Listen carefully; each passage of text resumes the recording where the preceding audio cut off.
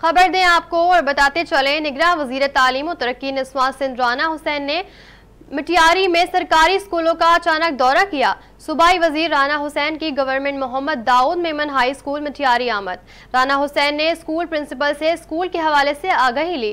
Principal ने सूबाई वजीर को बताया कि स्कूल की नई इमारत में शिफ्टिंग मुकम्मल हो चुकी है, जबकि स्कूल की तोसी के लिए तामीरात जारी हैं।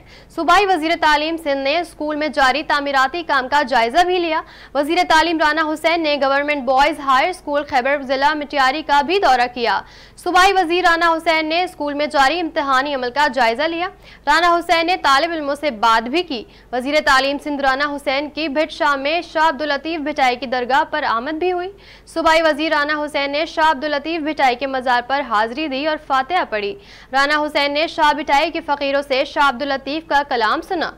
वजीर तालीम सिंध ने दरगाह के अहाते में भिटाई के गंज का मुआयना भी किया। न्यूज़ स्टूडियो से फिलहाल इतना ही। मजीद न्यूज़ और अपडेट्स के लिए देखते रहिए उर्दू न्यूज़ नेटवर्क।